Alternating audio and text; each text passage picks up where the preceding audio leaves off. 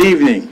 I'm calling the meeting of the Transportation Authority to order. If we could have roll call, please.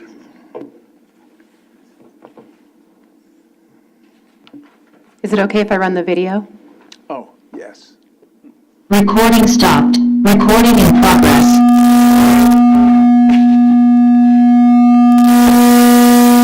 Not sure how to fix that.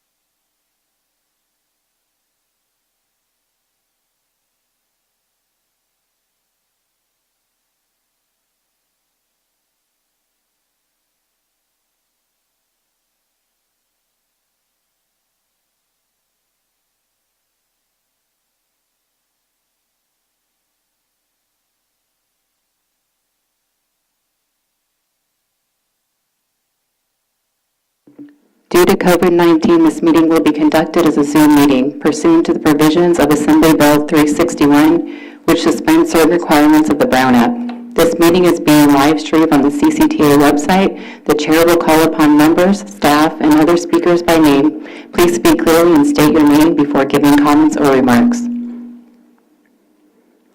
Persons participating via Zoom with their cameras enabled are reminded that their activities are visible to viewers.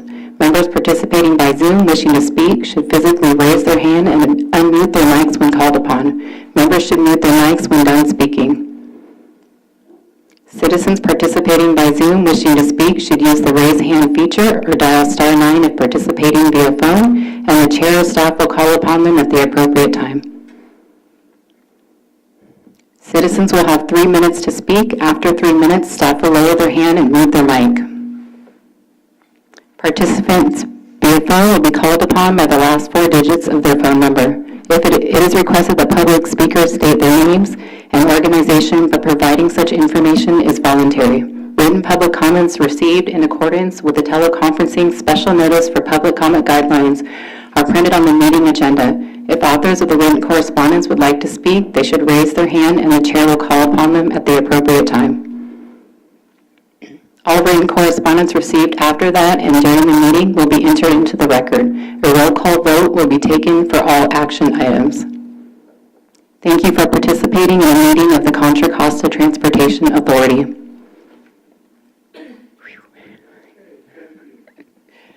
Thank you. At this time, if you would all rise for the pledge, and I'm going to ask that our executive director would lead us.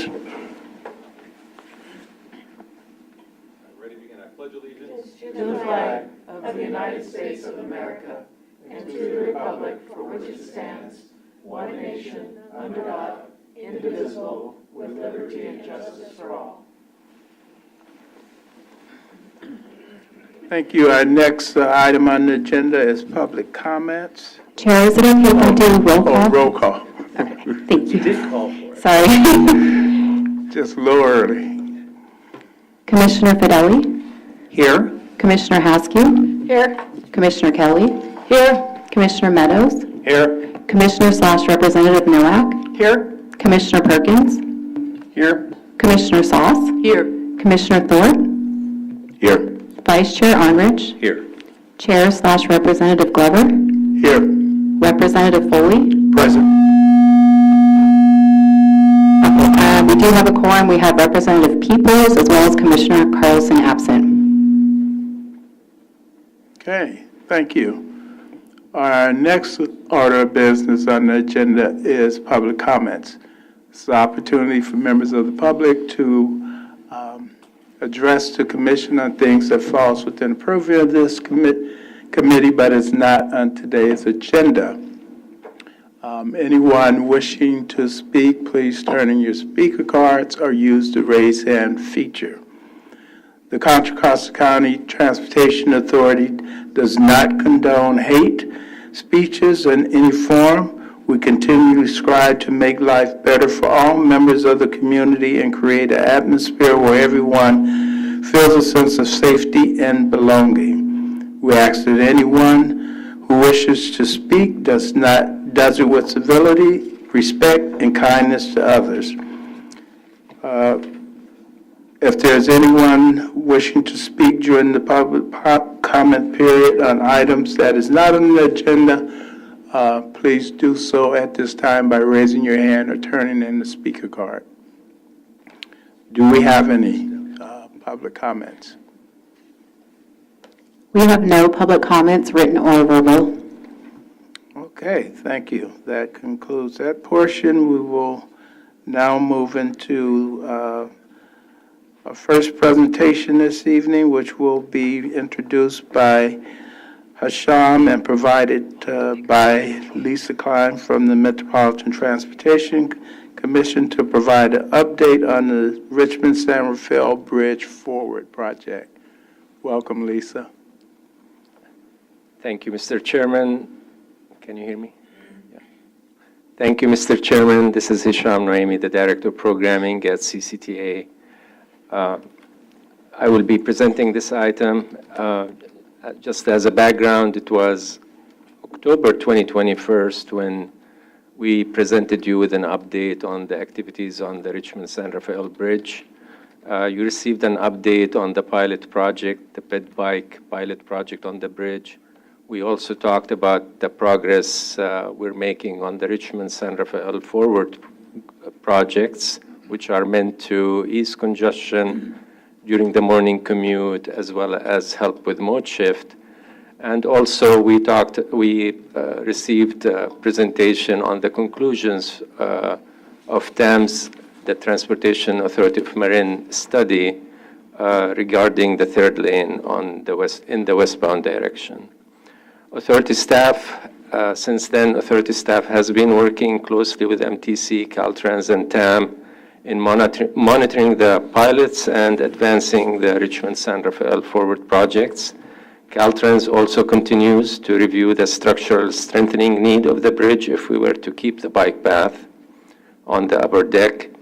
With the increased calls for the third lane on the upper deck and the release of the pilot results this coming summer, we thought this is a good time to provide you with another update. We have Lisa Klein from MTC here. She's the Director of Field Operations and Asset Management. She will be providing a presentation. In the audience, we also have David Ambwell, the Chief Deputy Director of Caltrans District 4 with us.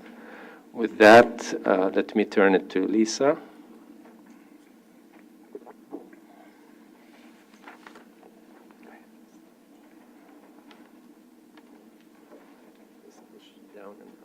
Okay. This feels very depressing. Okay. Good evening, Commissioners and Chair Glover, and thank you, Hisham, for the introduction. As Hisham mentioned, the Richmond-San Rafael Bridge pilot project has been a partnership among the Bay Area Toll Authority and Caltrans, this commission, TAM, and the city of Richmond, so quite a few interested parties in this.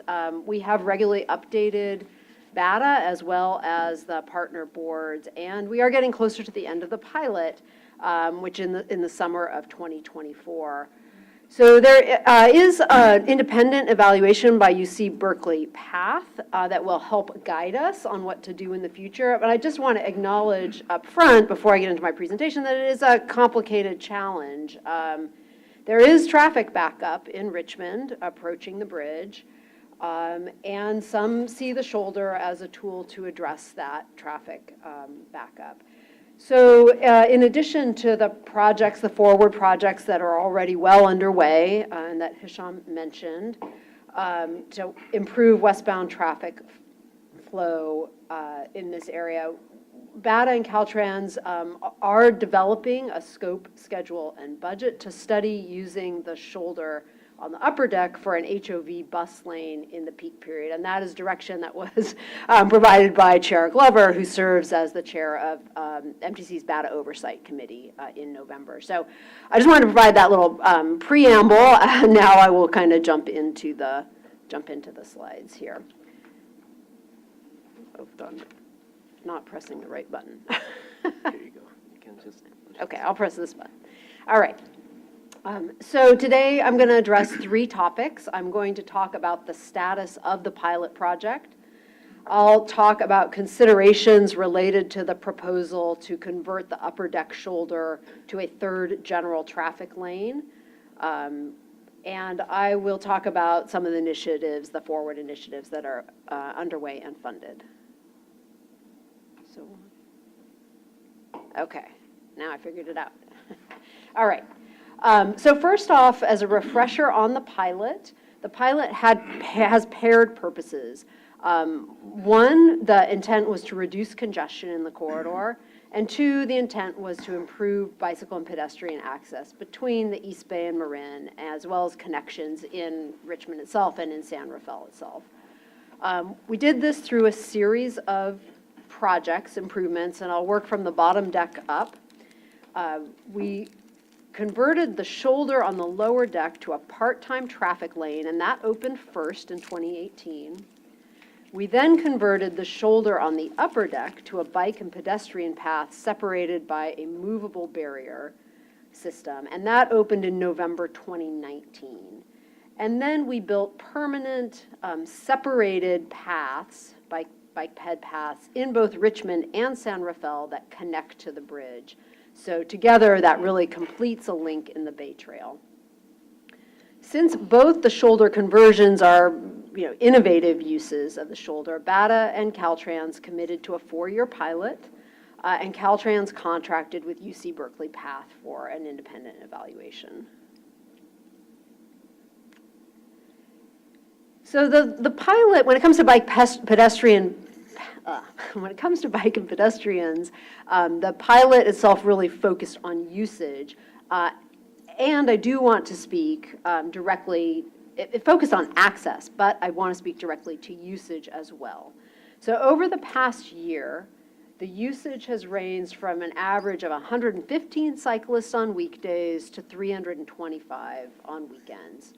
And not surprising, given the length of the bridge, about 5.5 miles, there are many, many, many fewer pedestrians that use the path. This usage places the path high when you compare it to other bridges in the Bay Area, but it is much, much lower than the most used paths in the region, such as the Iron Horse Trail, which is right here and can serve many, many shorter trips and local trips. So I'm now going to highlight some of the before and after comparisons related to traffic and safety. And I'll just note that the before period is before the pilot and before COVID, and the after data represents current conditions, which is about 90% of the vehicle traffic that was around pre-COVID, so it's slightly lower. And just a caveat, it's always the case that, there are a lot of external factors, like COVID, that make it really hard to attribute cause and effect directly, but it's still possible with the data to really see clear trends in patterns. So first off, when it comes to congestion, the part-time lane has been a phenomenal success on the lower deck. We saw immediate reduction in congestion and travel time when the lane opened in 2018. On this graph, the blue line shows the travel time throughout the evening commute period before the pilot, and the red line shows the travel time in the commute period since the pilot opened. And you can see that red line is very flat. I mean, essentially, that part-time use lane eliminated congestion and saves East Bay commuters 14 minutes, roughly, on their trip home in the evening. Any idea what's happening at the 7 to 8 p.m. out there? I don't know what's happening there. It looks like it's a couple of minutes increase, but I'll have to get back to you on that. Do they shut the lane down? Is it the lane stops at 7? Oh, Property. okay. I'm getting assistance from my partners who told me that the part-time use lane stops at 7 p.m. is when it becomes a shoulder again. So So when thank you. I they should move know the that. barriers, yeah. I will say this very visible success and impact of the part-time lane on the lower deck, I think, it may really increase the visibility and the frustration with that continued congestion in the morning in the westbound direction. And as I'll show shortly, that congestion is essentially unchanged. So we haven't seen this dramatic improvement there. Now, when it comes to safety, there has been perception by some that there are more traffic incidents or that it's taking longer time to clear those traffic incidents in the westbound direction since the path was installed. The data we have from the UC Berkeley evaluation really doesn't bear that out. On this chart, the graphs on the left show incident rates. And you can see that those are sort of flat or declining in every case. On the very left, the graph shows rates classified by type of collisions. Was it a rear end? Was it a side swipe? Essentially like that. And then the chart in the middle there shows the severity. Was it an injury, accident, or not? And as you can see, those rates are all flat or declining. On the right, we have a chart on incident duration and response time. That data there shows a slight decrease in duration and a slight increase in response time, about 2.5 minutes and about a minute, respectively. I will say that since we presented this information to the BATA Oversight Committee in November, we have received, I think, some very good questions about that data. And we have asked PATH to look into it a little more closely and try to disaggregate it. The concern has been, and the question is whether, since that's a 3-year average, whether capturing the COVID period, it might show a bigger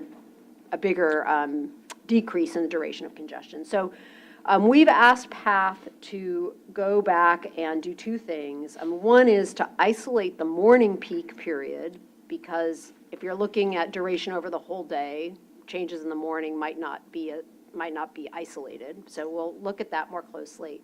We've also asked them to parse out the period during COVID, so we'll look into that more carefully. I will say, as I've looked at just the plots of the disaggregate data, it looks pretty even in terms of duration time, but we'll have PATH look at it a little more closely.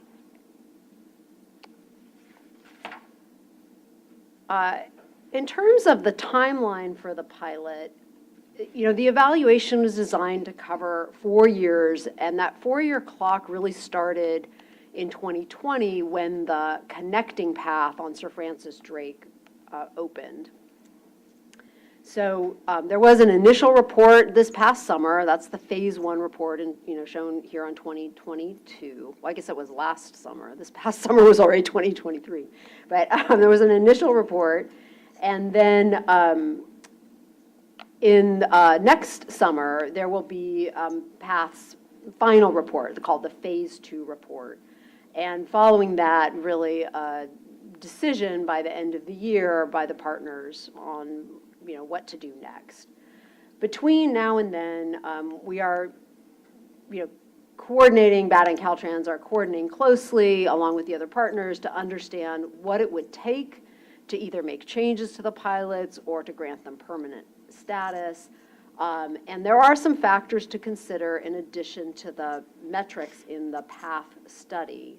For example, as Hisham referred to this in his introduction, when it comes to keeping the PATH on the upper deck, an important consideration will be whether any structural strengthening is needed to support that movable barrier on a more permanent basis. So that review by Caltrans is underway now.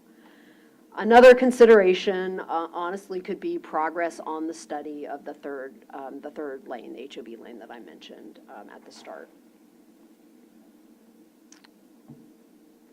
So let's talk now a little bit about westbound traffic and westbound congestion. So yes, absolutely, there is morning backup in Richmond. It's experienced daily. It's confirmed by the data. It was really amplified when we presented this to the BATA Oversight Committee back last month. And it's experienced by people on the freeway who are driving to Marin, and there's also some backup in the community from cut-through traffic as well. And there's been a lot of correspondence about this traffic congestion and concerns about the air quality impacts of that congestion, and proposals to convert that third lane, that shoulder, the shoulder that's now, as a pilot, is a bike and ped path, to convert that to a third general traffic lane, possibly on a part-time basis. So, I mean, this sounds like a really simple and appealing solution in many ways, because after all, we did it on the lower deck. But there are some complications here that I think it's really important to understand. The first thing I want to clarify is that there's no evidence that the path itself has caused more congestion in Richmond. Remember, it was a shoulder before, not a travel lane. So there's been no decrease in capacity on the bridge. And because the path opened just before COVID, it's really easy to see how drivers could experience the congestion today, which is just really very similar to pre-COVID conditions, but experience it as worse. This graph here shows the backup, the slow speeds before and after the pilot. So on the upper chart, the red there shows the very slowest speeds when traffic is less than 35 miles per hour before the pilot in 2019. And the bottom chart shows the same, speed profile, if you will, in fall of 2022. And you can see they're very, very similar. There are two differences. They're somewhat subtle. The first is that as the height of the red area, the amplitude, I guess, that's how long the congestion lasts during the morning peak. And it's actually a little shorter today than it was in 2019. The congestion ends a little earlier today. But the other difference is that today, the extent of the congestion, the width of the red area at its longest point is a little bit longer. So the congestion does extend a little further east, about a quarter of a mile.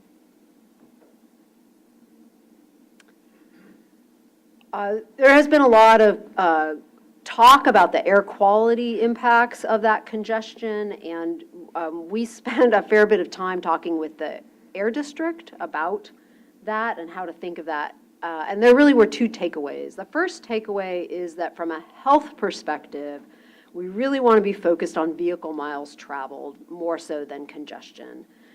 And that's because the emissions of greatest concern are particulate matter, and especially fine particulate matter, PM 2.5. And the majority of particulate matter in Richmond, as elsewhere, is from things like road dust, brake wear, tire wear, and other non-exhaust emissions. And these are all things that correlate with vehicle miles traveled, not with congestion. And that's shown in the pie chart on the lower right here. And that's especially true on I-580, which has less truck traffic than other roads, for example, like Interstate 80. The second takeaway in our conversations with the Air District is that reducing congestion on I-580 is not really likely to significantly reduce the vehicle emissions that most impact health. And in fact, if there were a third lane that increased vehicle miles traveled or increased truck traffic, the harmful emissions could actually increase.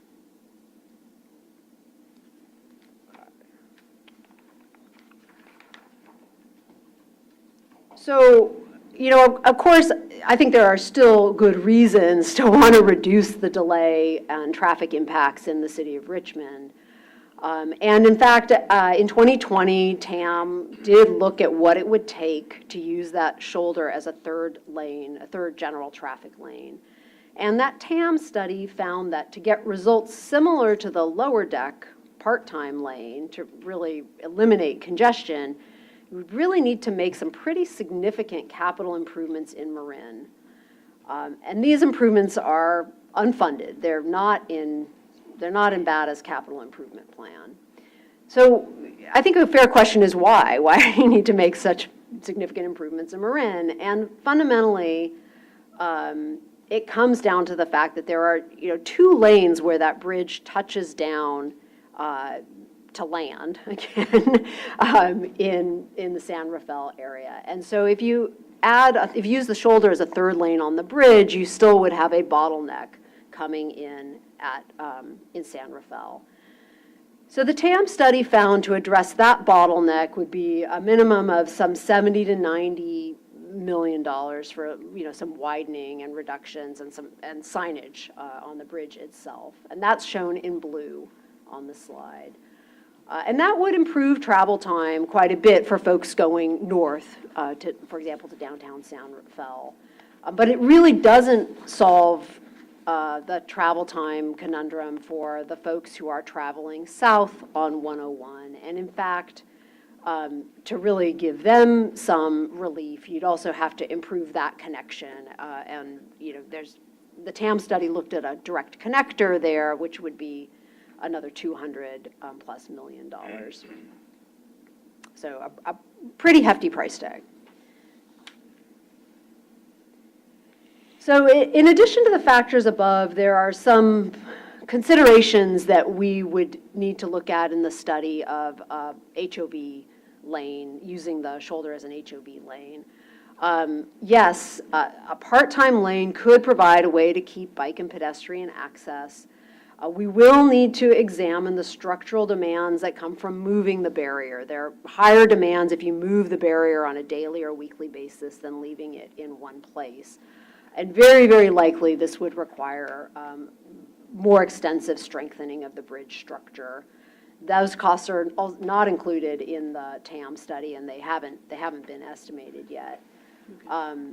There have been some suggestions of putting a similar barrier on the lower deck to maintain bike access on part-time on the lower deck, and that would also that would almost certainly require structural strengthening, and together would be, you know, really quite expensive. So that's a challenge. It's a significant cost for which there is no funding. In addition, because the lane there was previously a shoulder, we can't just remove the barrier and then run cars on it.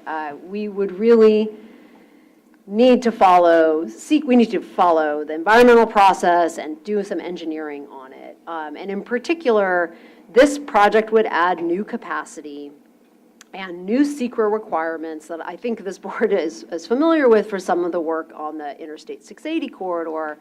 New SEQRA procedures that they weren't in place when we did the initial pilot.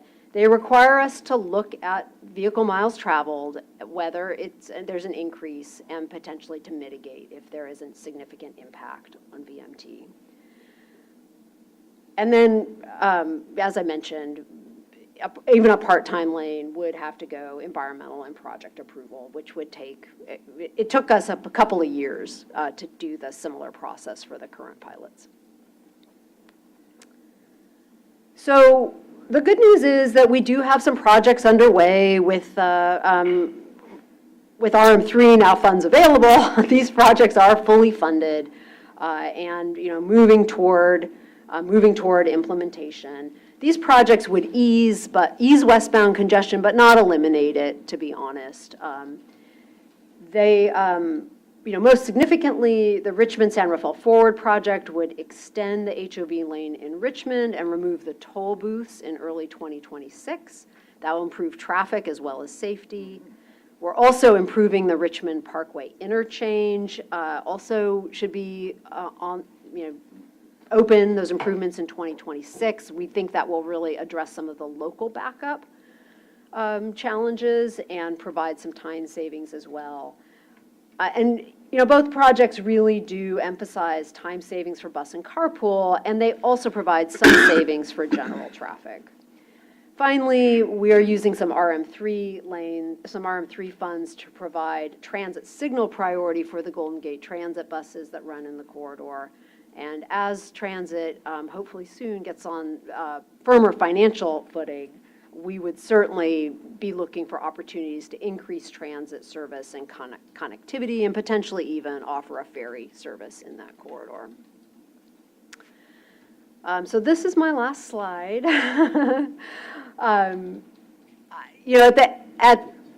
can't say the end of the day because we're today and the pilot itself still has a few months left, but where we stand today is that for the pilot, the partners have generally agreed it's important to stay the course on the pilot until that final report is out in summer 2024, and with a decision by the partners later that year. As I mentioned earlier some of the considerations that we continue to look at, the structural strengthening being one of them. When it comes to westbound traffic, as I mentioned at the start, Caltrans and BATA are developing a scope, schedule, and cost to study a part-time HOV lane.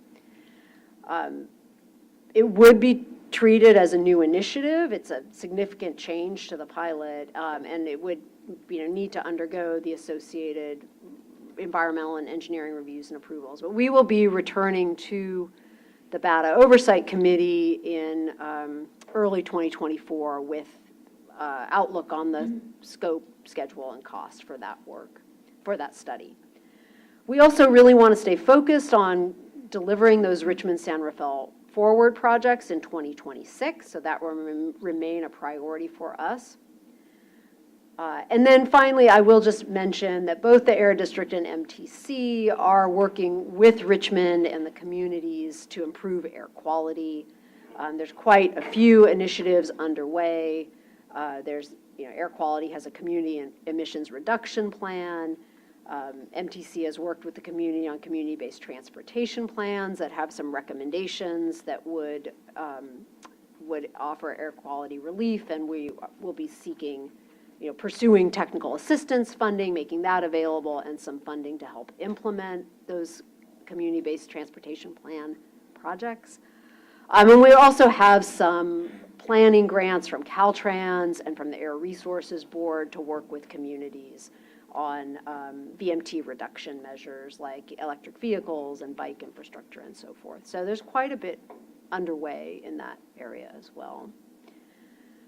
That concludes my presentation. Thank you for your attention. There's a lot of history on the project, and I wanted to provide you a full picture. So thank you. Okay, thank you, Hisham and Lisa, for the presentation. Let me turn to my colleagues and see if there's any comments or questions. Commissioner Kelly. Thank you, Ms. Klein, for your presentation.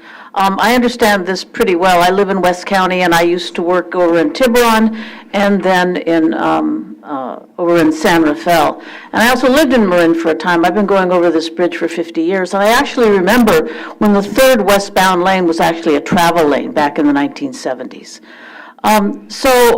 Just a few things I want to talk about. I know that there are some problems with this bridge, but the first thing is the people who live in Richmond really feel like they're getting a raw deal. They're getting all the traffic backup that's going on to their regular streets.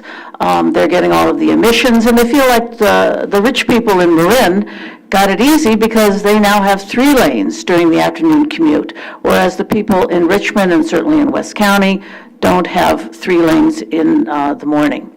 I can tell you that back in 2013, when I was commuting over to San Rafael, it did not take me very long to get over there, maybe 40 minutes. Now, if I were to go at the same time, 10 years later, it can take me twice as long. And I do that occasionally at around 6:30 in the morning. So the traffic, I mean, comparing it just to 2019 is really not fair. We'd like MTC to recognize that this congestion has been worsening over time because there are more people, more traveling, more contractors. And to those people who say, well, gosh, if Marin just built more affordable housing, then people could move over there. That's really not the case because nowadays in families, 2 people in a family work and people get jobs, they lose jobs. It's really, really hard to move. So we're kind of stuck with a lot of traffic going over to Marin. In addition, Marin, unlike San Francisco, has a whole lot of different places where people work. It's not just in San Rafael. So people who travel over, contractors and so forth, can go to Mill Valley, to San Rafael, up to Novato and to Points North. So it's a really, really tough situation. So I hope that MTC realizes all of that. And I also want to say that I do realize the problem with strengthening the bridge, the issue over increasing vehicle miles traveled and so forth. But I want everybody to know that the people in West County really feel like, you know, they're not getting what the people over in Marin got, okay? So a couple of things. This proposed HOV transit lane, so would this be for cars with, say, at least 2 people or 3 people, or only for buses or shuttles? Do you have any idea what this might be for? Well, I think that will still need to be determined. I think it would most likely be some kind of HOV lane, but whether it's available for 2 or 3 is something I think we determine through a study. Okay. We'd likely look at both. Okay, and I understand the, the TAMS study saying it might take up to about $300 million to, strengthen the bridge and also create a connection that goes from westbound 580 over to 101. That would be directing the traffic not over Sir Francis Drake, but all the way to 101. I also know that TAM is looking to, on their own, create a new connector from 101 North over to I-580 East. They have some money for that, but they don't have all the money. But, going forward into the future, this is really, really going to continue to be a really big issue. One question I do have for you is with the Richmond San Rafael Forward, right now when you're going on 580 West and you get to the toll plaza, it opens up and there's a whole bunch of lanes, and then it goes down to the 2 lanes. I think that's one of the things that causes a lot of the backup. So in Richmond San Rafael Forward, are you going to reduce those lanes so the cars will just continue to flow through? And granted, they may get backed up on Sir Francis Drake and on 101 North, but can you speak to that a little bit? Yeah, that's a good question. I mean, you're absolutely right. Yes, so the Richmond San Rafael Forward project, when we extend the HOV lane, we will also put in open road tolling at that toll plaza, and it will do exactly what you say. That will allow the traffic to flow through without stopping at, well, it already doesn't stop at the toll plaza, but it'll allow the traffic to flow through, and we will be able to narrow the number of the lanes at the toll plaza, so it will be sort of continuous. So you will not have that wowing out and then merging back, which does slow down traffic. Right, so that might help a little bit. And then just one last comment in here, and I think a number of us over in West County, we would like to know what Caltrans really thinks about the bridge, about the structure of the bridge, and what it can hold on the top lane and on the bottom lane. And, eventually something will have to be done because people are going to continue to drive over that bridge. And like I said, contractors, even if a ferry goes over there, they're not going to take their trucks on the ferry. So please think about that. Thank you. Thank you. Other comments from Commissioner Sloss? Thank you, Mr. Chair. Thank you for the presentation. Very interesting. Just on the bicycle pedestrian lane, What is being tested here? I mean, what is the purpose, ideally, if you could write the script, what purpose would this lane be serving? Yeah, I mean, that's a good question. So the pilot itself set out some objectives at the start, right? And really, I think the question was, can you provide this bike and pedestrian access? There are a number of metrics in the PATH study that talk about what's the impact on, is there an impact on traffic congestion? Is there an impact on incidents or safety? Is there an impact on Caltrans maintenance activities, which use the shoulder, it still uses the shoulder, in order to perform that maintenance? So it's really looking at all of those, things. And I think, usage and access is part of that question too. So it really was, can you provide it? Do people feel safe using it? Do drivers feel safe with the barrier next to them? It was really it's looking at a whole range of things to see if it. And so nothing's been concluded. There's a report coming out this summer. That's I assume they'll have it, but was it originally visualized that, because I'm just looking at the usage of bicycles, and it appears that it's used more recreationally, if I'm reading the data right, than it is for commuting. And is it fair to also assume that potentially the hope would be the other way around? Well, I mean, you're certainly, I feel like I'm getting causing feedback on the mic. You're certainly right. Yes, it's used more on weekends, much more on weekends than weekdays. So presumably that's much more recreational than commute trip. I think that's. I mean, I'm not sure that it's. I'm not sure it's fair to say we'd hoped it's the other way around. I mean, I think that's one of the things we will consider in looking at the data. The question was the point was to provide access and to see how it is used. But I guess ideally from a traffic reduction standpoint, you'd want it to be the other way around, right? You'd want more people commuting on bicycles, because that means they're not in a car going in the same direction. I'm just trying to understand kind of the fundamentals here.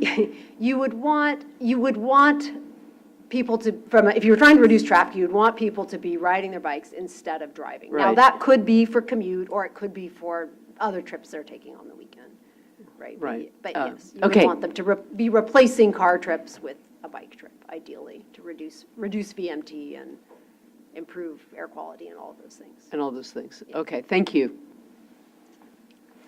Yes, Commissioner Fadetta. Yes, just quickly here. Westward is my wife's daily commute, so I shouldn't say this, but she's very proud of all the ways she gets around the traffic in Richmond, the little secret ways that she can bypass there.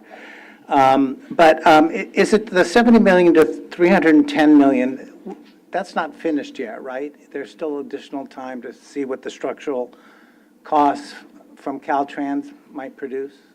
The estimate you have for... The 70 to 90 did not include any structural strengthening. That was strictly for, striping and signage on the bridge, and then some widening where the bridge touches down. But we're still waiting for structural... We are still from waiting Caltrans. for the analysis of structural strengthening. So you're still developing the schedule, the budget for the study and the part-time HO based on Right. projections that we don't have yet? Well, the first assignment is to figure out how much it costs and how much time it would take to study it right. And in parallel with that, Caltrans continues to review the structural strengthening needs. But I don't think I mentioned this. One thing we really haven't looked at, to be honest, is the TAM study looked at if that shoulder were a general purpose lane for any vehicles could drive in it.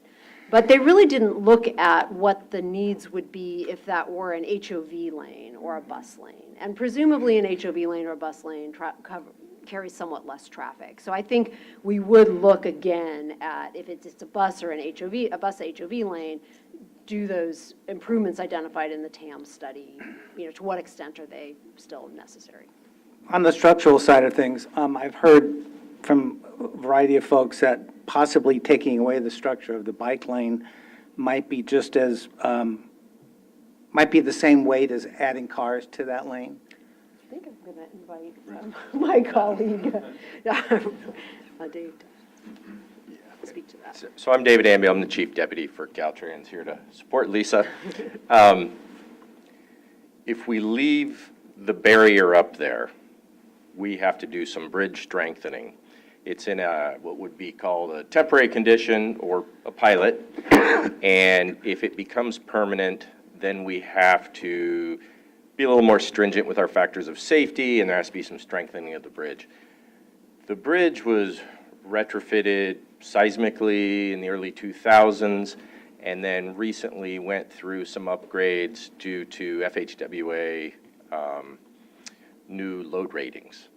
So from a traffic perspective, the bridge should be okay to use as a lane from a strength consideration. With cars, you mean? Yeah. Yeah. Yeah. Because that's what it was designed for. Designed for Yeah, that, it was right. originally designed for it, and then over time, as we've done some strengthening, that's what we've kept in mind. Okay. It's the barrier itself is a very heavy, dead load sitting there on the side of the bridge, and that's why we have to take that into consideration. Thank you. Last question. A lot of us are getting a lot of emails about this issue, campaigns saying to open up that lane right now, as you all know. And some of the arguments are based on equity issues. And I just saw something that BATA had, I don't remember what it was, a report, a preliminary report that kind of downplayed the equity issues. Is that something you can comment on now? Or not? Maybe this is not the right. I'm not sure what that Do you- is. BATA, there were some comments in some of the material BATA produced that said that the campaign is being not quite realistic and honest about equity issues. Well, I don't think BATA has said that. I think what we have said is the point that I clarified, which is that the air quality, that the congestion itself is, the congestion itself is not a significant contributor to harmful air quality emissions in Richmond. So it's I an think, air but it's pollution. there's a congestion impact, but the harmful air quality, the factor that most drives harmful air quality is the amount of vehicle miles traveled, not the cars sitting in traffic, as we understand it from the air district.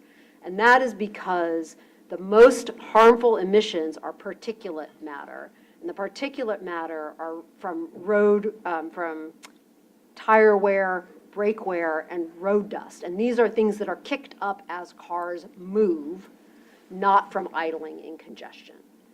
So that's, I think, that's the point that we've tried to make. Now, I have not, I mean, there's been no point to sort of downplay the equity of the But there is- concerns that the Yeah. other commissioners have raised about, the traffic experience. There is the issue of people, certain types of occupations that need to get to work with a car to carry equipment, which is Sure. an equity issue. Sure, and I think we recognize that, Okay. and that's one of the reasons that I think, we recognize this congestion is, I mean, it's very real, and it has a real impact. Thank you, thank I you. don't mean to downplay that at all. Commissioner or Vice Chair?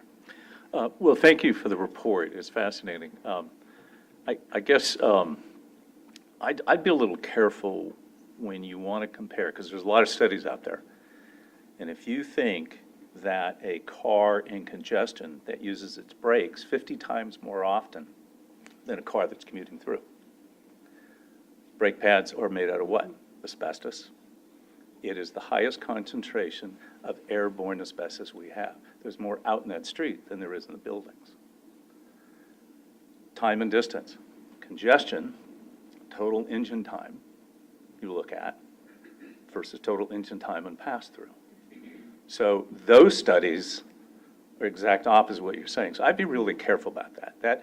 That to me feels like I'm trying to support on a technical of one little tiny item to support a conclusion. The bottom line is, there's an incredible backup.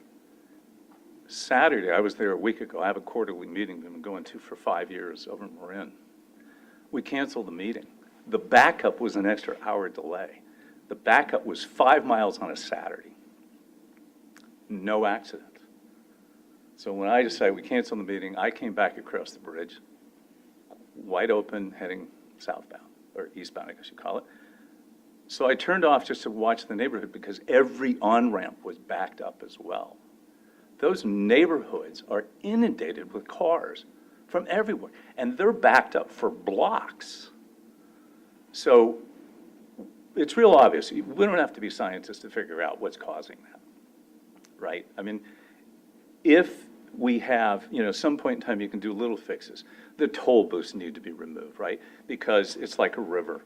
If you have 3 lanes, you open it up to 6, then you go back to 2, what's going to happen? You're going to have a backup. So little things like that can improve that. But if you really look at that total volume of the bridge, remember, it goes to 2 lanes when you get on the other side.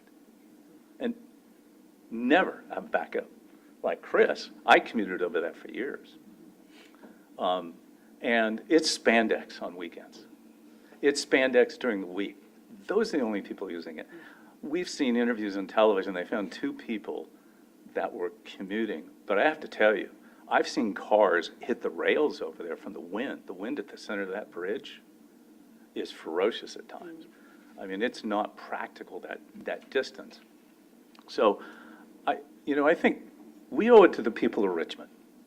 We owe them a better story, an honest appraisal that looks at real things. Time and distance is probably the most important thing I'm going to pick on. And that pollution that we're causing of some of the worst. You can technically pick out, one little thing that supports your argument, but we're obfuscating all the real important ones.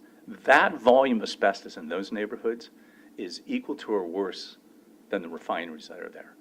Richmond has to stop being overlooked, and we can use it for equity or whatever we want to say. These people deserve what we all have in our neighborhoods. We don't have this. We'd be screaming about this. Could you imagine if that happened here or in your neighborhood? We wouldn't stand for it. Those people are working their rear ends off trying to make ends meet. It's our job to be their advocates because they don't have the time to show up here. They don't even know how to get here. They don't even know this meeting's happening.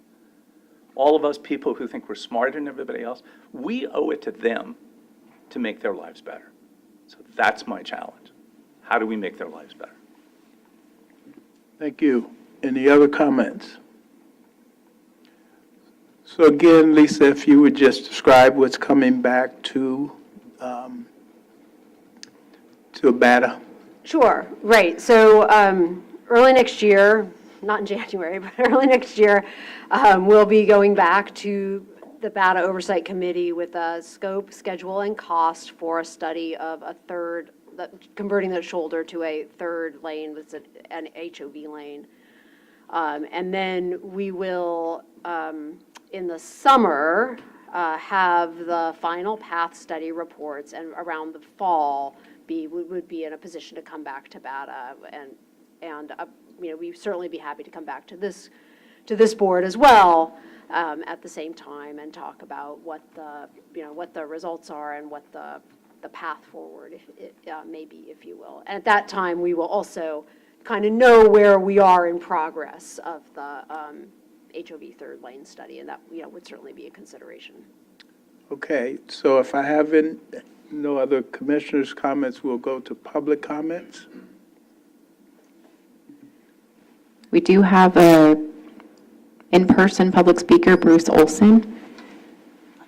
Welcome.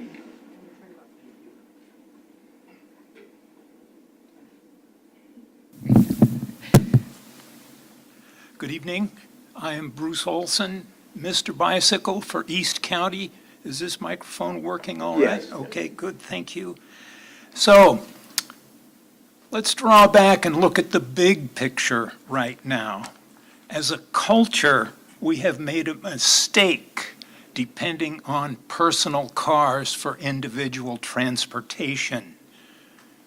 Federal government, state government, many other leaders are trying to encourage us to reduce our dependence on personal cars. There are two ways to reduce vehicle travel. One way is to make it more expensive, and the other way is to make it less convenient. Over the last 10 years, we have found out that making it less convenient is the way to go, because making it more expensive doesn't work.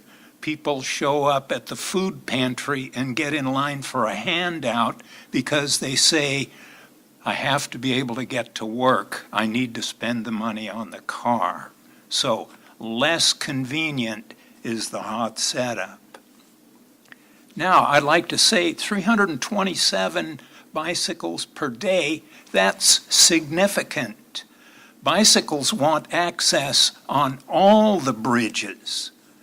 How about the Bay Bridge? We got it on half. Let's get it on the other half. Now, we've talked earlier tonight about VMT. Level of service, LOS, used to be the metric for considering traffic impacts, but that's not the rule anymore. The California state government said the new way to figure out how cars are making impacts on people's lives is with vehicle miles traveled, and the state wants to reduce vehicle miles traveled. So an additional lane on this bridge for motor vehicles is going to reduce vehicle miles traveled. So what is Caltrans going to do to compensate for increasing VMT on this bridge? And finally, I'd like to say, I didn't do too bad here from spending 5 minutes writing this speech. Thank you very much. Thank you, Bruce. Do we have any other public comments in the room? Any virtual public comments? No further public comment. Okay. Again, thank you, Hisham and Lisa, for the presentation. We'll move up into our next agenda item, which is the consent calendar. Do I have any colleagues that wish to pull or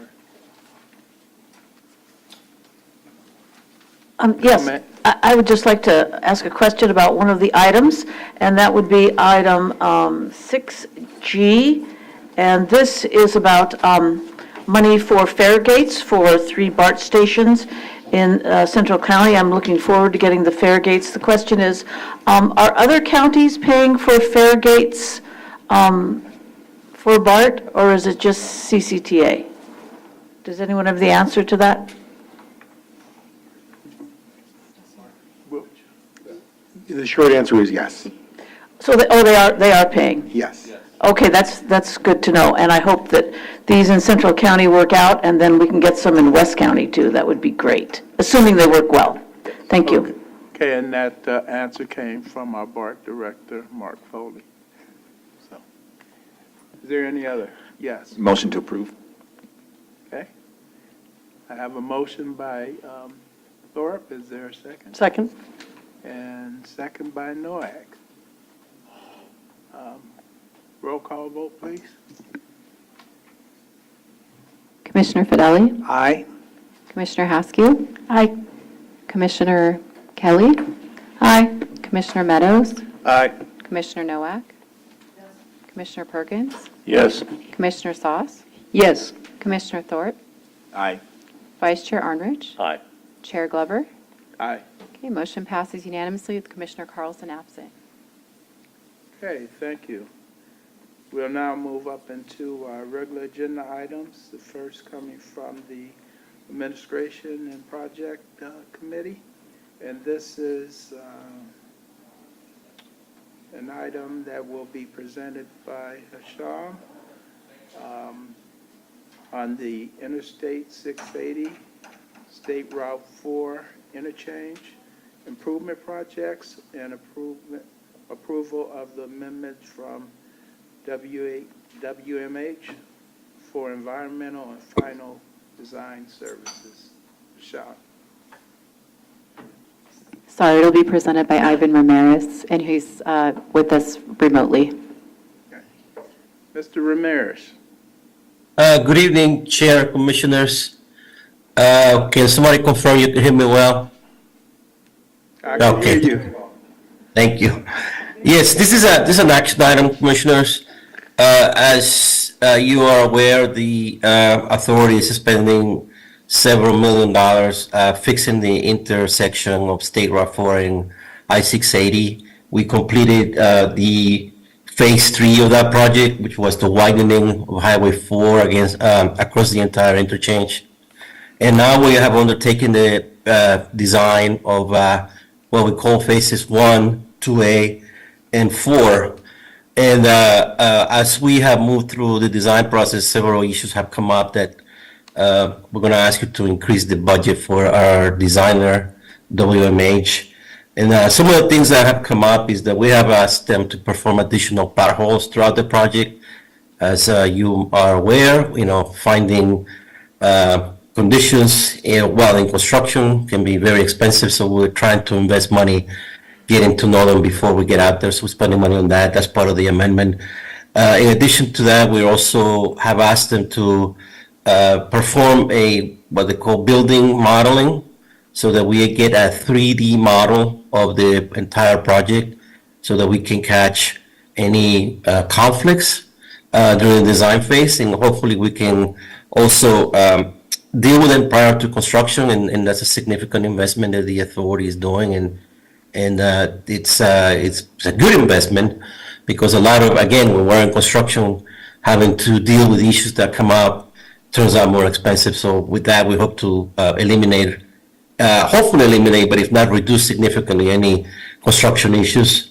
In addition to that, we have asked them to undertake additional right-of-way services, particularly helping us with the California Highway Patrol. They have a field office in Martinez, and our project is going to be impacting them. We have to do some accommodations for them, so that's going to take additional money. And in addition to that, we had to perform environmental revalidation, as Caltrans requested. Several documents were created to advance the design. So with this amendment, hopefully that will get us through the design of these 3 phases of the project. So with that, staff seeks authorization for the chair to execute amendment number 4 to agreement number 503 and task order 1A with WMH in the amount of $3 million for a new total agreement value of $26,155,044 to provide additional environmental validation, final design, and bid support services, and to allow the executive director or designee to make any non-substantive changes to the language. And I'm also open to questions. Okay, thank you. Are there any commissioners' questions? Okay, do we have any public comments on this item? Yes, we do. Mr. Bruce Olson. Thank you. It's me again. The total project cost of the interchange between Highway 4 and Highway 680 is going to be in the neighborhood of $500 million. We have divided it up into a bunch of smaller pieces, but if you add up all the smaller pieces, that's a big, big number. It was designed in the early 1950s when people drove a little slower and when people cooperated with each other a little more. And I'm sure no one in this room has any problem with fixing this interchange. It's a very dangerous interchange. However, as a bicyclist, I and Bike East Bay would like to request that as part of the construction of this interchange, you build a bicycle path between the southeast corner, which is the end of the Contra Costa Canal Trail, and the northwest corner, which is the Iron Horse Trail. Also in this interchange is the Pacheco Transit Hub, and we would like to see the bike path stop there also. When the bridge for Interstate 680 was built over Blum Road, they built it a lot wider than they needed to for Blum Road. This is right next to the Highway Patrol office. It's gigantic width, and it's currently two 12-foot lanes. There's plenty of room to fit the bicycle path under this bridge. We are never going to get 4 lanes under there. Plenty of room for the bicycle path. Then, where Highway 4 goes over Contra Costa Boulevard, for some reason, that bridge was built nice and wide also. There's, on the east side, there's a sidewalk, and then there's a 30-degree concrete wall leading up to the underside of the automobile traffic part. But that concrete wall, I'm sure, could be adjusted a little bit to make a 10-foot wide bicycle lane there. So there's no major expense in building this bike path. All we got to do is do it. Thank you very much. Thank you, Mr. Olson. Are there any other public comments in the room? Do we have any virtual public comments? No further public comment. Okay, thank you. Do I have a motion? Well, I was going to say, maybe we could have Ivan respond to that, to Bruce's comment, Sure. or Yeah, I can actually take that one. I know Ivan's kind of feeling under the weather today. Yeah, so there is actually a $500,000 allocation in the RM3 budget to actually study a bike lane from Iron Horse Trail to Contra Costa Canal Trail along Imhoff Drive, exactly how it was described as Mr. Olson. So we are committed on doing that. And so we have talked internally just recently to start advancing that study and really determine who the best person to do that study would be, whether it be CCTA or potentially the county taking on the lead role of that potential study of the bike lane. thank you.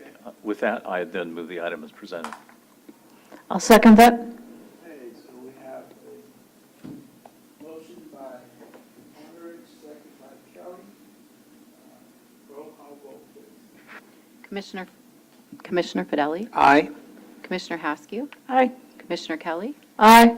Commissioner Meadows, Aye. Commissioner Nowak, Yes. Commissioner Perkins, Yes. Commissioner Sauce, Yes. Commissioner Thorpe, Aye. Vice Chair Arnerich, Aye. Chair Glover. Motion passes unanimously with Commissioner Carlson absent. Okay, thank you. So the next item on our agenda is approval of the Fourth Amendment of the employment agreement with the Authority Executive Director, Tim Hale. And this is going to be presented by Chair Hale. Good evening, Chair and Commissioners. The Chair seeks Authority Board approval of the Fourth Amendment to the Authority's employment agreement with Timothy Hale, the Executive Director, which will adjust his compensation to $365,967 per year, effective December 27th, 2023. The term of the agreement will also be extended for 3 additional years through December 27th, 2026. The APC and Board met in closed sessions in November and determined that a 9.9% increase would be awarded, which included a 4.9% cost of living adjustment and a 5% merit increase. So this action is to memorialize the amendment in open session and summarize the final action on salary pursuant to the Brown Act. That concludes my presentation. I'll take any questions that you have. Okay, any comments from the commission members?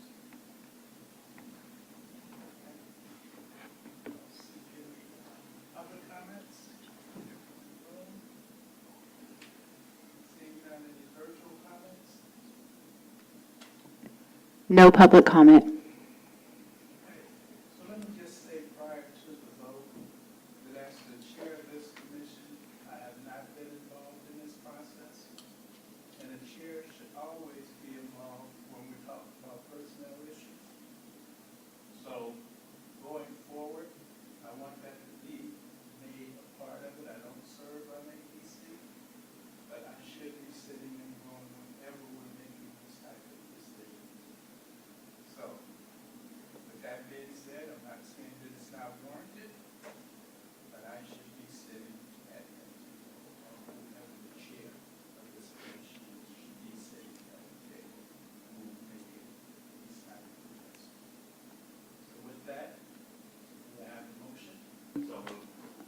Second. So we have a motion, Hunter, second by Massey.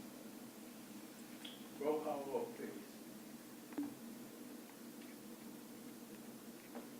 Commissioner Fideli? Yes. Commissioner Haskew? Yes. Commissioner Kelly? Yes. Commissioner Meadows? Aye. Commissioner Nowak? Yes. Commissioner Perkins? Yes. Commissioner Sauce? Yes. Commissioner Thorpe? Aye. Vice Chair Arnrich? Aye. Chair Glover? Aye. Motion passes unanimously with Commissioner Carlson absent. And Tim, you're doing an outstanding job, and I appreciate it.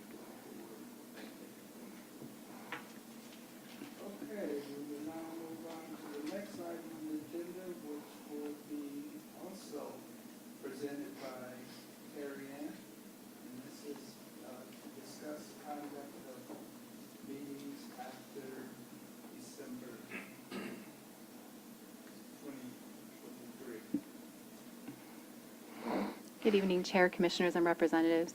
Since October 2021, the Board has reconsidered the circumstances of meeting conduct and authorized meeting remotely under the Brown Act provision exemptions of Assembly Bill 361 through December 2023. Effective January 2nd, 2024, the Brown Act provision exemptions under Assembly Bill 361 can no longer be utilized to conduct remote meetings. Assembly Bill 557 was signed in October to extend AB 361.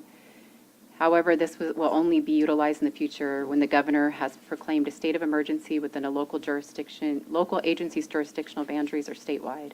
The local health recommendations are no longer allowed under AB 557. The board has three options for consideration. Option one is to transition to hybrid meetings for all legislative bodies to allow for public participation. Public comments would only be allowed in person or written comments in advance of the meeting. This option would provide an audio and video component for public viewing only, not for participation at the meeting. Option two is to transition to hybrid meetings for all legislative bodies to allow for public participation with remote public comments. Public comments would be allowed in person, remote, or written comments received in advance of the meeting. This would provide an audio and video component for public participation, and this is how we are currently conducting the board meeting. However, this would be done for all of the legislative bodies. The third option is to elect to resume exclusively in-person meetings for all legislative bodies. There would be no video component or remote participation for the public. This option would provide an audio component for the public to listen to the meeting, and this would be similar to how we conducted meetings pre-COVID. All three options being considered would still authorize the use of traditional teleconferencing provided by the Brown Act. Staff would need to be informed in advance of the meeting so that the address could be posted on the agenda. The agenda would need to be posted at the location where the member is meeting, and then access would have to be granted at that location. So this was how it was done, pre-COVID. The hybrid option with remote comments would require roll call and roll call votes to continue to be conducted, in addition to streaming the opening public comment video. It places additional administrative work on the clerk to set up and conduct hybrid meetings, monitor the cameras, the Zoom components and participants, in addition to monitoring in-person, written, and virtual comments. It also opens the authority up to risk of Zoom bombing, remote hate speech, and technological interruptions. Both hybrid options allow for remote presentations to the board and committees to receive updates from consultants who may not be able to travel to CCTA, such as the federal legislative update. So there is a cost savings and a benefit to allow for remote presentations. In-person meetings place the least amount of burden on staff to conduct the meetings and removes the need for roll call votes, roll calls, streaming the opening video, ability for Zoom bombings, and the remote hate speech and less technological interruptions, but doesn't allow for the public to provide remote public comment. Comments would be received in writing in advance of the meeting or in person, so this does limit the public's ability to participate remotely in real time. There are pros and cons for each option, and we ask the board to consider the options for meeting conduct after December 2023 and provide direction to staff on the conduct of meetings for the authority's legislative body meetings. That concludes my presentation, and I seek direction from the board. Okay, thank you. Commissioner, comments? Yes. I have a question, Terry Ann. So the way that we're operating now is option two, is that correct? Correct. And as far as I can tell, we haven't had any disruptive comments from the public. We have not. Okay, thank you. Well, then I would be in favor of continuing what we're doing right now until such time that we did have disruptive comments. I'd like to hear what the other commissioners think. sorry. Vice Chair Andre? Yes, I agree with Commissioner Kelly. I think it's worked great. It does provide all the great things that we need. And it has worked, and we meet once a month. If it doesn't, we can always go back and change it. I appreciate bringing it back so we can weigh in, because we each had different experiences. But here, Terrian, you've done a great job. Thank you for keeping us on track. This means, though, that we also need to do APC and planning in person going forward. So this is not just this commission, but it's the two subcommittees as well will need to be in person and have the hybrid. Right, no, I'm just clarifying that the way we're doing now is this, but APC and planning, we're going to have to be here in person. So I just wanted to clarify that point. Yeah, so this would be for all of our 7 legislative bodies, so, even the advisory committees as well. You could choose to take the same direction for all the legislative bodies, or you could choose to do it differently for the advisory committees, but yeah, it will affect all of the committees as well.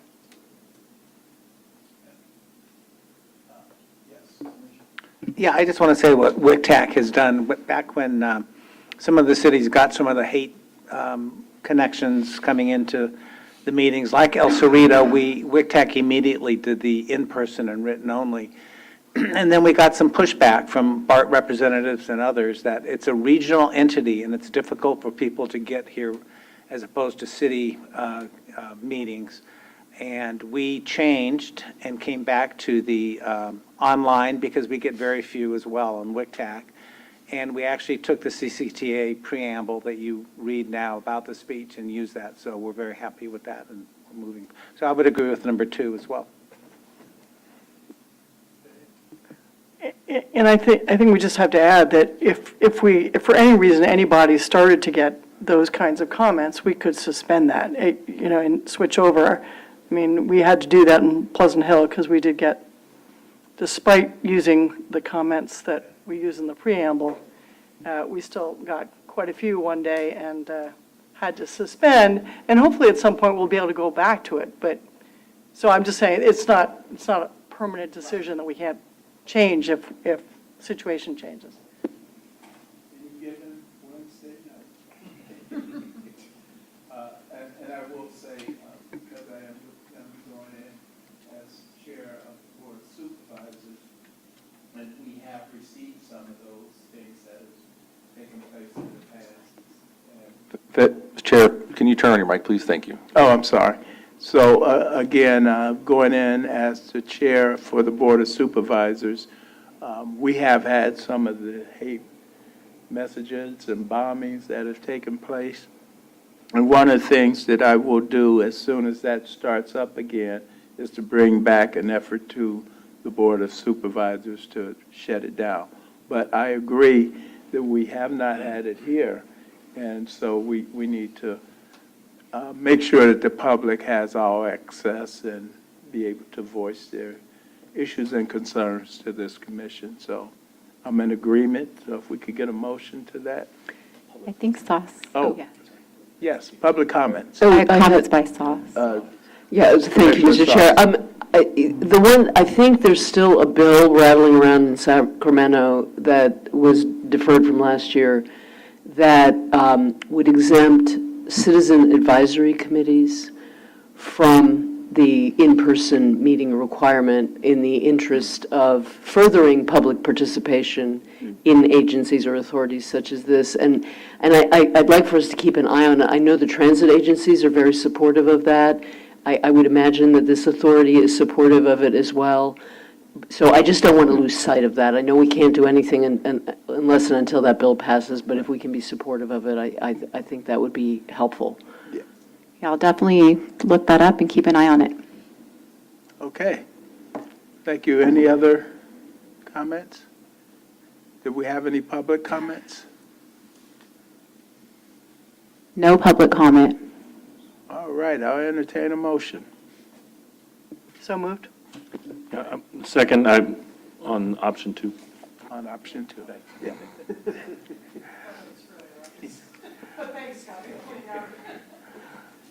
Okay, could we have a roll call vote, please? Commissioner Fedeli? Aye. Commissioner Haskew, Aye. Commissioner Kelly, Aye. Commissioner Meadows, Aye. Commissioner Nowak, Yes. Commissioner Perkins, Yes. Commissioner Sauce, Yes. Commissioner Thorpe, Aye. Vice Chair Arnridge, Aye. Chair Glover. Aye. Motion passes unanimously with Commissioner Carlson absent. Thank you. Okay, thank you. We'll move to our next item, which is an action item for the Planning Commission, which requires a public hearing. It will be presented by Matt Kelly on the 2023 Congestion Management Program update for Contra Costa County. After staff presentation, commissioners' comments, and I will open the public hearing.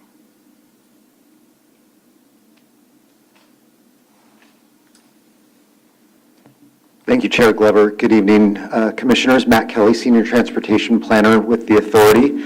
I am here tonight to present the 2023 Congestion Management Program for Contra Costa. As the CMA for Contra Costa, CCTA is legislatively required to prepare and update a CMP every 2 years. We've done this since 1991, and so this is our 16th update. I'm just going to give a little history on the CMP and how it relates to work we do under Measure J. The Growth Management Program, which is part of Measure J and was also part of Measure C, fulfills many of the requirements of the Congestion Management Program.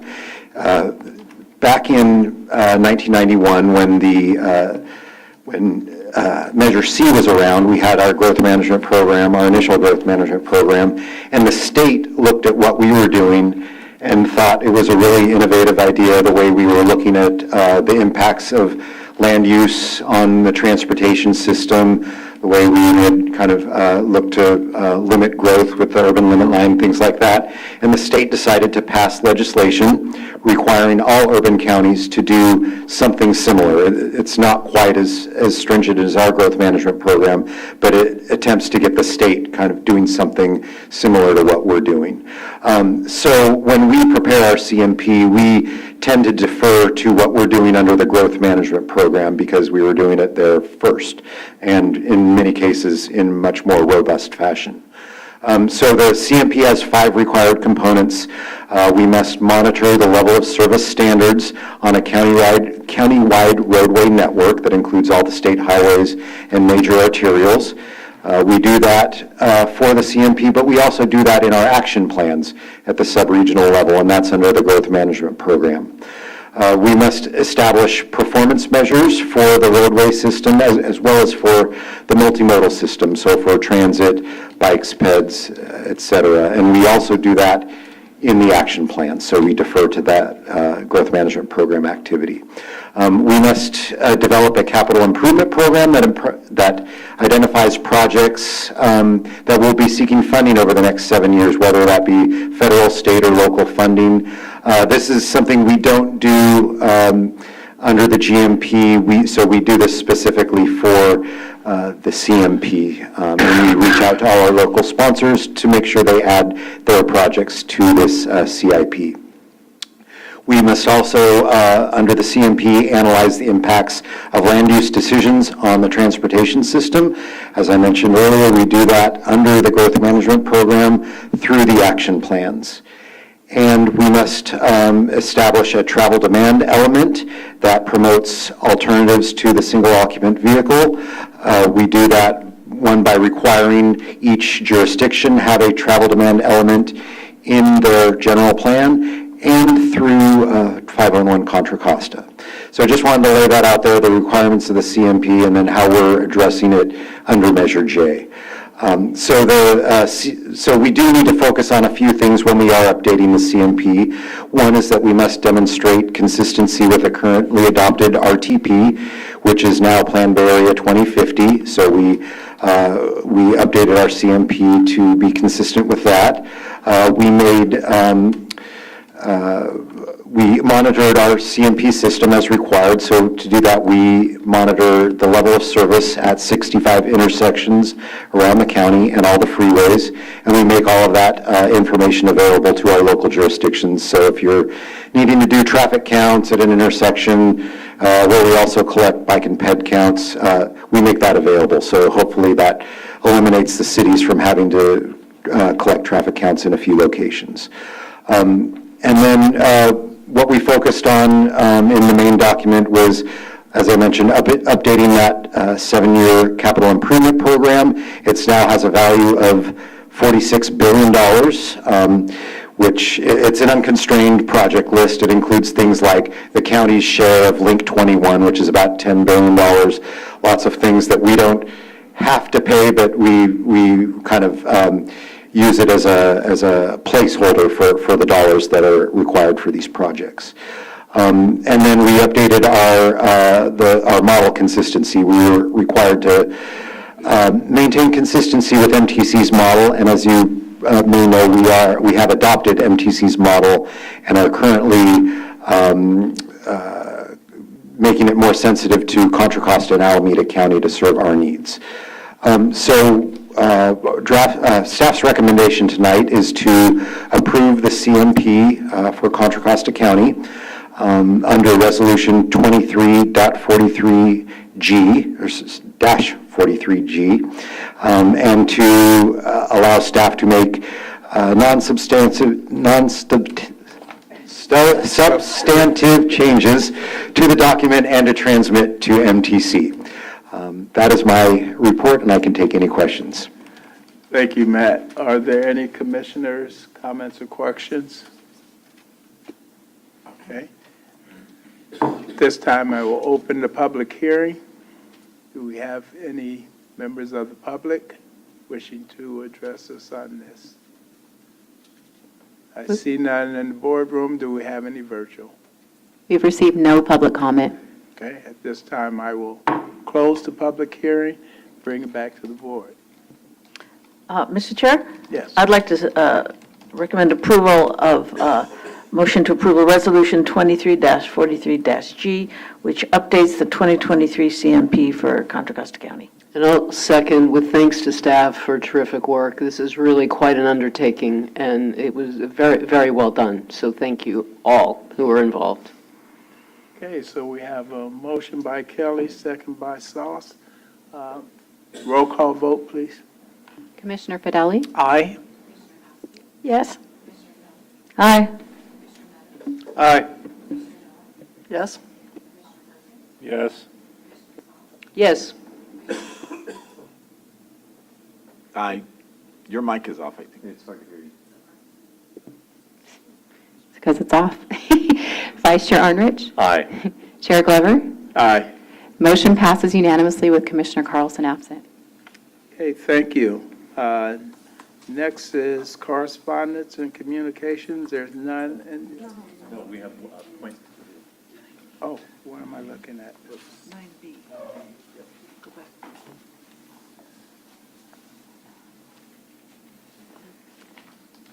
Wait. Here we go. Got it.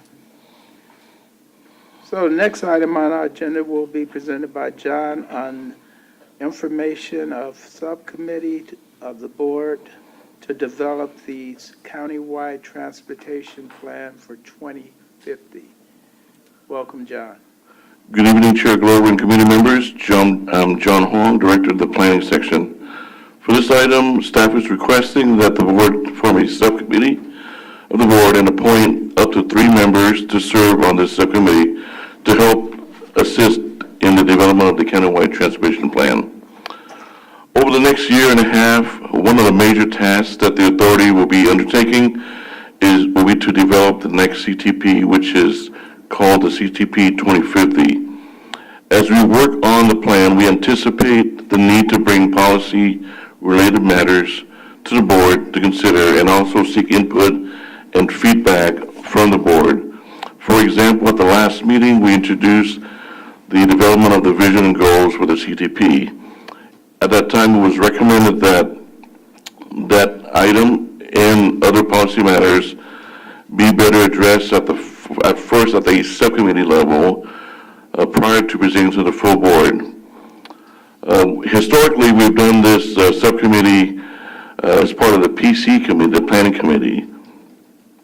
Having a subcommittee allows for more robust and focused discussions on these topics first prior to being presented to the full board.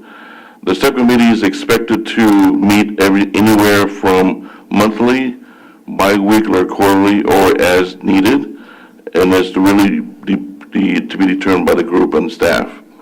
With that, staff is seeking approval for this board to form a subcommittee of the 3 members of the board to assist staff in the development of the CTP, and tonight appoint the members to serve on this subcommittee. With that, I will open it and answer any questions. Okay, thank you. Do we have any comments from board members? I'd like to make nominations if possible. Okay, so next, nominations from, I would like to suggest to appoint 3 people, Chris Kelly, Renata Sauce, and Ken Carlson, who could help lead us in this committee. okay. Are there any other nominations? And Ken, in his absence, we just give it to him. Yeah. Well, I just, there's no other that'll teach him to show up. Merry Christmas, yeah, Merry Christmas. So we do have the nominations, the second on those? So I'm not asking to be on this because I wouldn't want to be, but it just feel like there should be an East County person on that list of folks, because you got 2 Central County people and a West County person, and we're talking about developing the Contra Got to Costa keep Trail. it to 3. I'm just pointing out that there is no East County representation. So we have South, and we have Central, and we have East. You're right, we could. There's no one from East County represented, and we're developing the countywide transportation plan. That's all I'm pointing out. Sorry. Okay. I didn't think about that. We just need 3. We can't have 4. Darn. Well, I thank you for that. Is there any other nominations? Thank you for your point, Commissioner. I wasn't asking to be on it. Actually, Okay, if you weren't wearing that sweater, I might have. so if there are no other further nominations, roll call vote, please. Commissioner Fideli? Aye, and thank you, Chris Kelly. Commissioner Haskew? Yes. Commissioner Kelly? Yes, and I will look out for East County. Thank you. Commissioner Meadows? Aye. Lamar's correct. Commissioner Nowak? You could nominate yourself. You're our East County. Only 2 of you. Yes.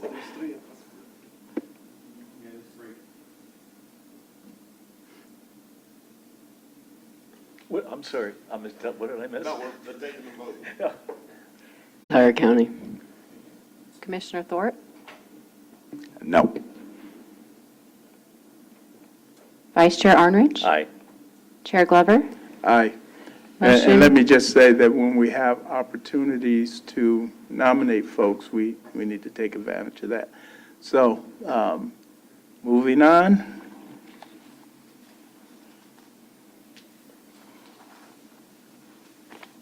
So the next item on our agenda, let me see where I'm at here. Okay, we'll go back to where I was, trying to go. We have no correspondence in your package. Next is the associated committee reports, and there are meeting reports in the package from WestTAC, SWAT, and Transpac. So, moving right along, authority members' comments, authority board and staff comments. Are there any board or staff comments? Yes. I have a report. I attended the COG board meeting in the beginning of December, and they spent a lot of time talking about strategy and planning for the future. But they also tried to get a handle on the biggest trends that transportation is going to have to deal with. Number one was gas tax losses from EVs, and what do we replace it with? And there are so many ideas, but none of them seem to be perfect. Challenges for managed lanes, difficulty on conversions. Let me jump to the one that I really wanted to highlight. Just working with the legislature, the fact that rural people want hydrogen gas more than the city people who seem to want to be electrified. How to get CalCog's story out better. CEQA reform popped up there. The battle of super cities and the fact that a lot of the smaller groups get overlooked. And there are a total of 16 items, many of which I could read for the rest of it, but I bet everybody wants to go home. So I will make it available to the staff, and they can share it if they so choose. Okay, thank you. Do we have any representatives? Yes, Commissioner Foley. Or Representative Foley. Thank you, Chair Glover. I just wanted to say first off, thank you to my fellow, or not my fellow commissioners, but to the commissioners, my colleagues, if you will, for your support on item 6G, the Next Generation Fairgates. That is greatly appreciated. That is a $100 million project for us, so your support is very much needed, especially for this county.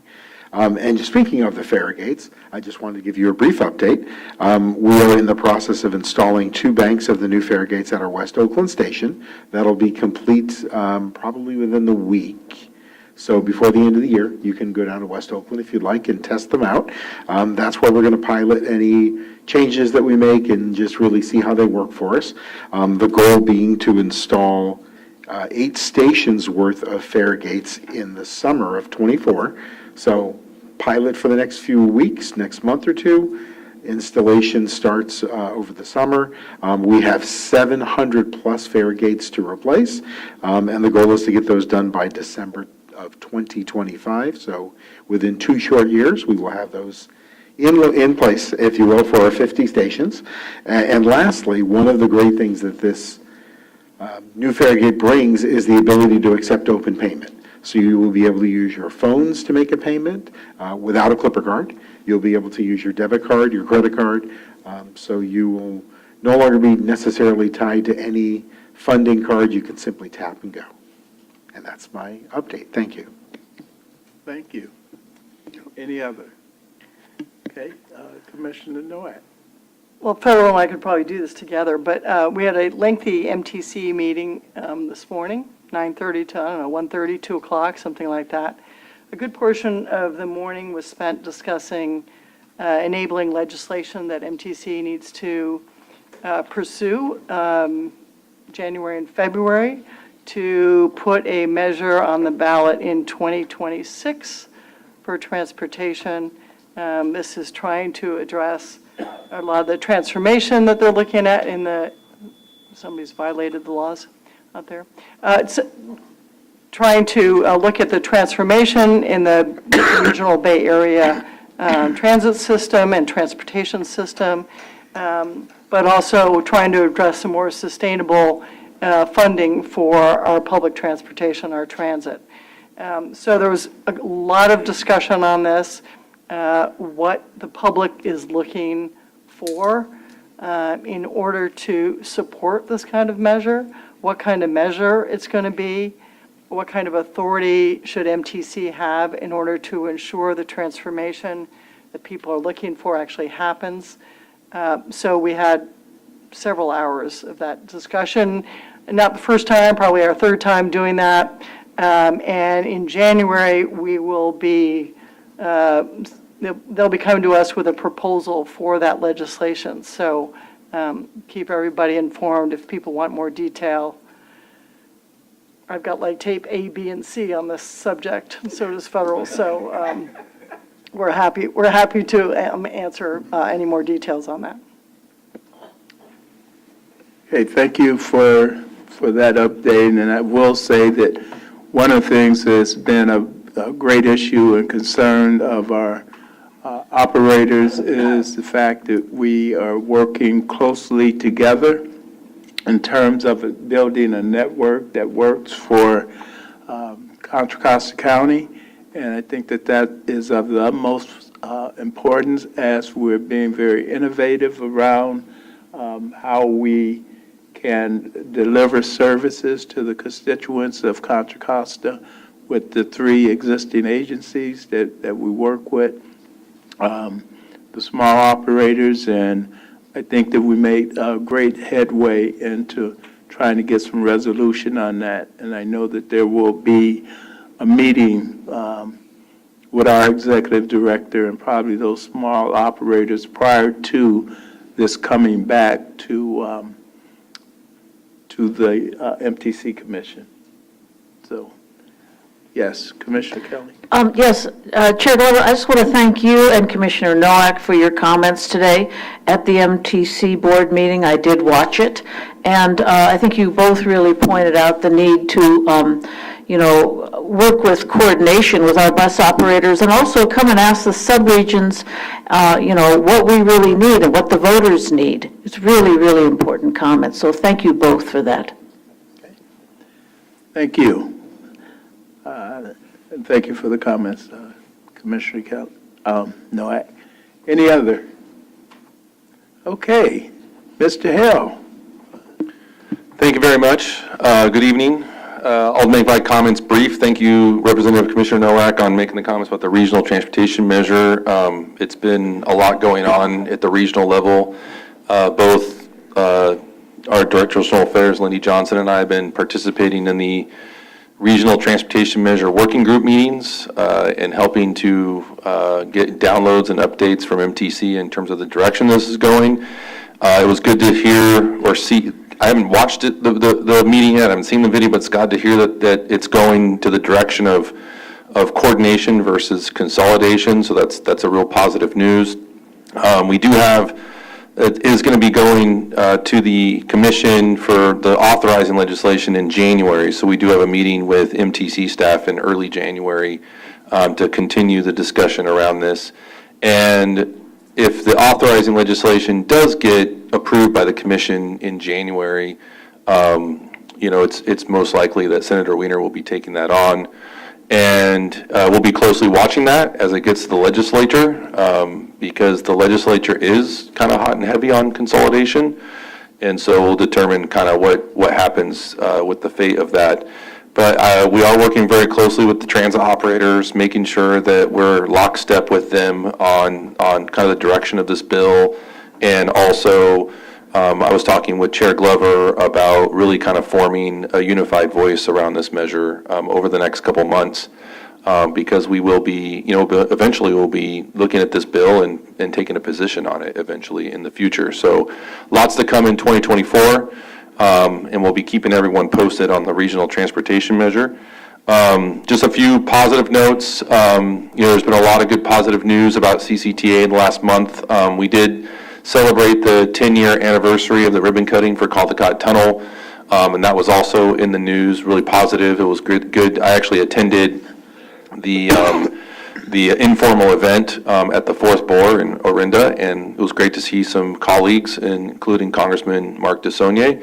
And then also we did our formal announcement about the Dynamic Personal Microtransit project, and glad to see it that we finally executed the SPDA, the Systems Preliminary Development Agreement, back in November. So it's been a long time working and coordinating, so thank you to our Director of Projects, Stephanie Hu, in terms of finally getting to that milestone and moving that project forward. So that was some really good positive news.